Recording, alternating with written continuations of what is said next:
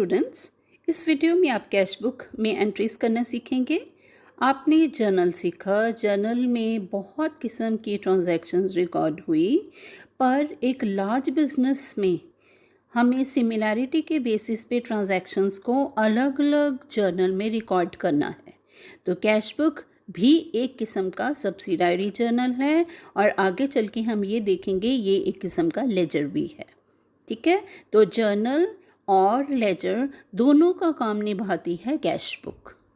तो हम कह सकते हैं cash book is a subsidiary journal in which all cash transactions are recorded.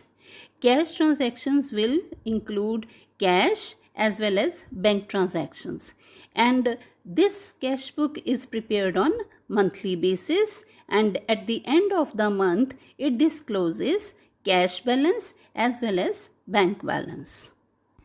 It is prepared by all types of business, whether big or small, whether it is for profit making or some charitable purpose. As already told, it serves dual purpose. Dual means two. ये journal भी है और laser का एक cash account भी है. Cash book can be single column cash book, it can be double column cash book, it can be triple column cash book, it can be multi column cash book, but you have only single column cash book and double column cash book in your syllabus.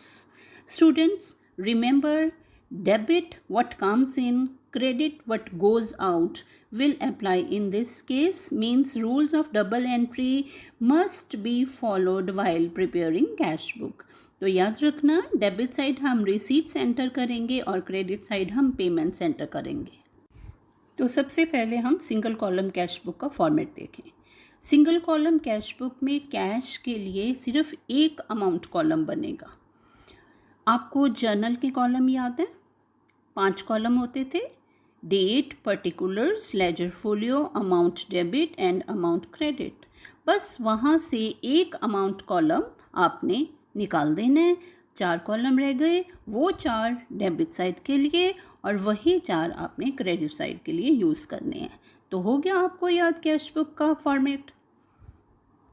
बस इस case में ये याद रखना कि single column cash book सिर्फ cash को ही record करेगी, cash receipts as well as cash payments. और अब बात करें डबल कॉलम कैश बुक की. डबल टू इट मीन्स अब हम अमाउंट के लिए 2 कॉलम बनाएंगे, कैश एंड बैंक. बस पहले आपने सिंगल कॉलम कैश बुक में कैश कॉलम बनाना सीख लिया, अब उसके साथ ही बैंक कॉलम लगा दो. ठीक है, दोनों साइड, डेबिट साइड और क्रेडिट साइड. और रिकॉर्ड करने के लिए रूल भी वही है, debit what comes in, credit what goes out. Debit will be used for receipts and credit will be used for payments. Debit cash column will be used to receive cash. Credit cash column will be used to pay cash. Debit bank column will be used to receive check into bank or cash into bank. We'll discuss later. And credit column of bank will be used for making payments from bank. और अब इस ledger folio में C का मतलब देखें क्या है. This ledger folio has C for contra entry. देखें contra entry क्या है. The entry involving cash and bank columns entered on the opposite sides of cash book is called contra entry. Means ऐसी entry जो cash book के दोनों side ही होती है, एक डेबिट साइड और एक क्रेडिट साइड, एक कैश कॉलम में और एक बैंक कॉलम में. Students, there are only 2 cases of passing contra entry. These are number 1, when cash is deposited into bank, and number 2, when cash is withdrawn from bank for office use. It means cash के credit column से bank के debit column में amount आएगा और second case में bank के credit column से cash के डेबिट कॉलम में अमाउंट आएगा. तो दोनों तरफ हमने लेजर फोलियो कॉलम में सी लिख देना है. आप देखें कि सी लिखते क्यों हैं. सी स्टूडेंट्स इसलिए लिखते हैं ताकि इस बात की पहचान हो जाए कि इनके सामने जो भी अकाउंट हैं उनकी लेजर अकाउंट में पोस्टिंग नहीं होगी, क्योंकि वो तो आपस में ही एंट्री करके बैठे हैं, तो उनकी फर्दर कहीं पोस्टिंग नहीं होगी। तो students, once again I repeat, rules of double entry must be followed. Debit what comes in, credit what goes out. Debit is for receipts and credit is for payments in case of cash book. अब कुछ common transactions cash book में कैसे record होंगी इसके बारे में देखा जाए। तो स्टूडेंट्स, फर्स्ट 2 कॉलम्स हमने लिए हैं कैश डेबिट करने के लिए और बैंक डेबिट करने के लिए। लास्ट 2 कॉलम्स लिए हैं कैश क्रेडिट और बैंक क्रेडिट करने के लिए। ठीक है, समझ जाओगे ना। डेबिट साइड कैश और bank column, credit side cash और बैंक कॉलम। ठीक है, कोई भी कैश बुक हो, चाहे सिंगल कॉलम कैश बुक हो, चाहे डबल कॉलम कैश बुक की बात हो।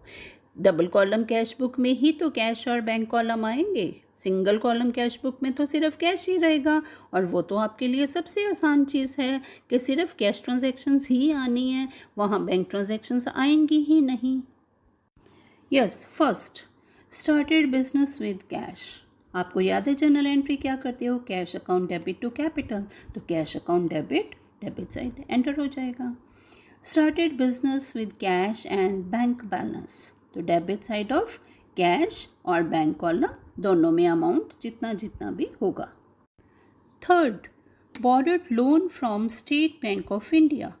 स्टेट बैंक ऑफ इंडिया के बजाय किसी से भी लोन हो सकता है, तो वो लोन कभी भी हमें कैश में नहीं मिलता, वो बैंक में ही आता है, तो बैंक कॉलम ही डेबिट करेंगे।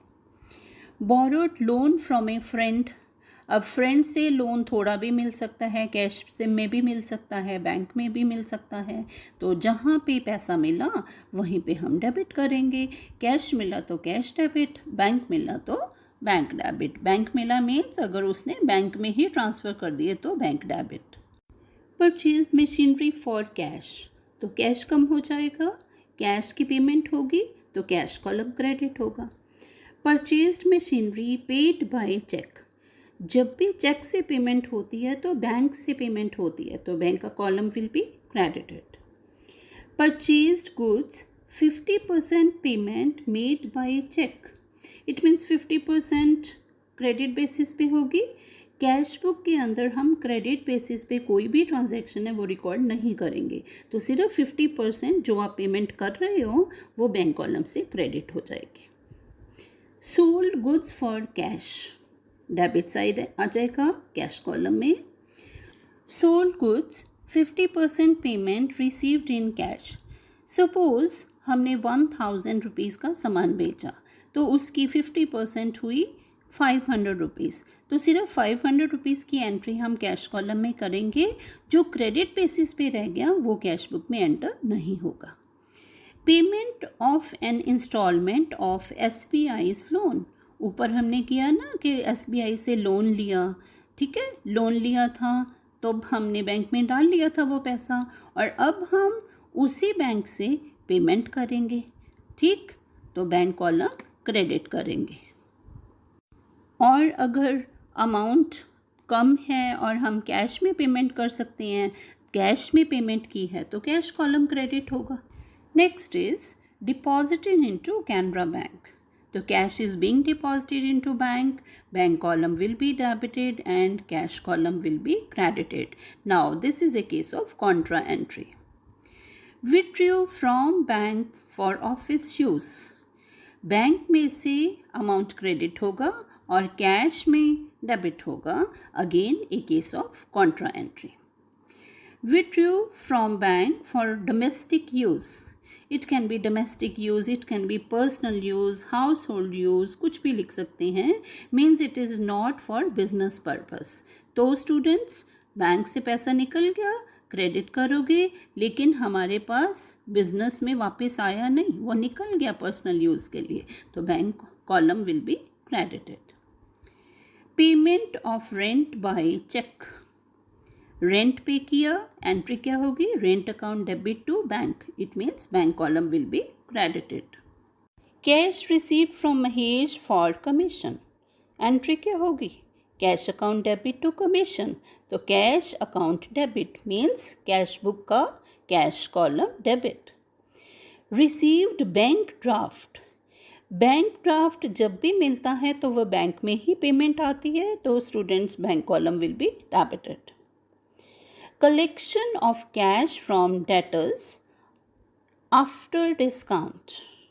आफ्टर डिस्काउंट केस हो भी सकता है, नहीं भी हो सकता है, तो जितनी नेट अमाउंट में पेमेंट रिसीव हुई है हम सिर्फ उसी को कैश में डेबिट करेंगे।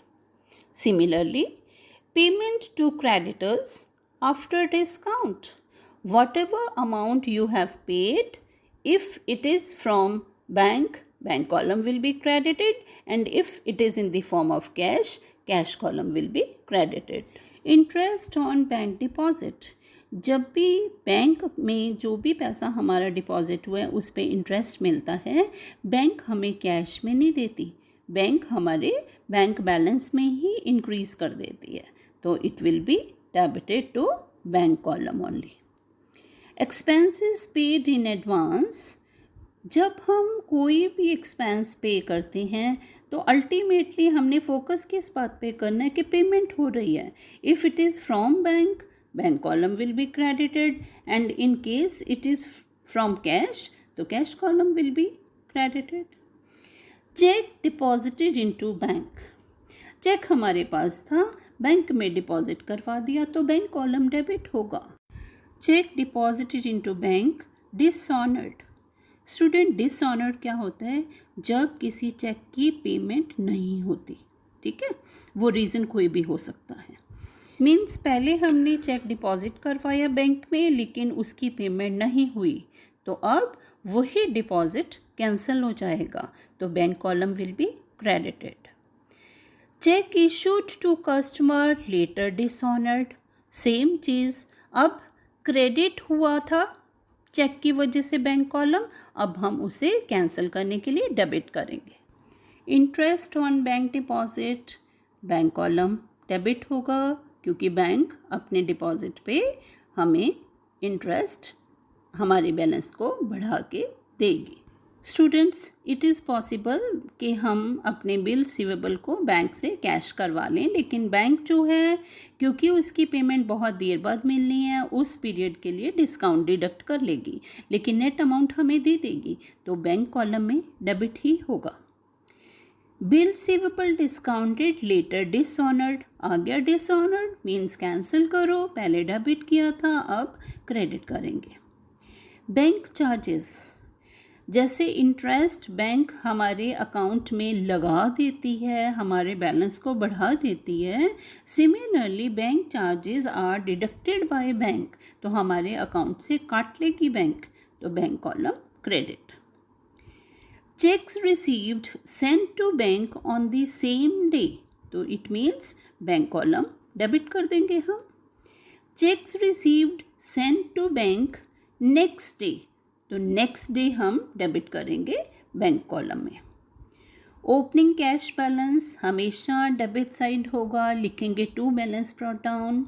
ओपनिंग बैंक बैलेंस हमेशा डेबिट होगा, लिखेंगे to balance brought down.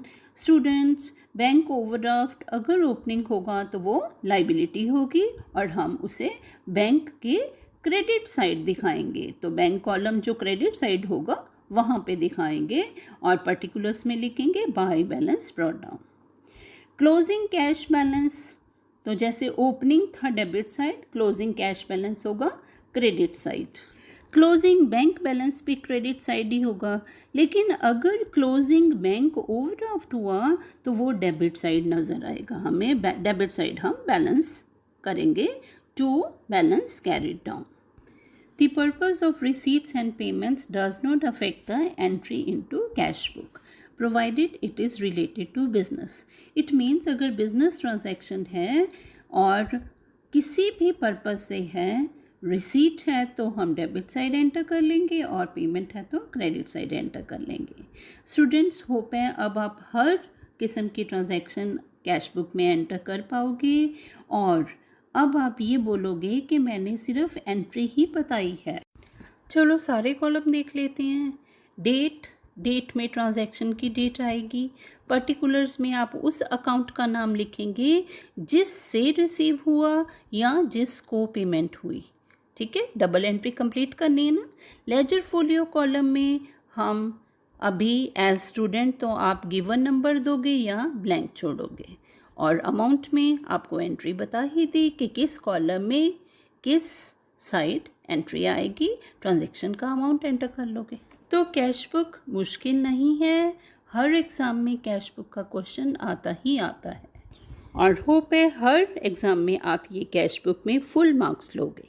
Thank you.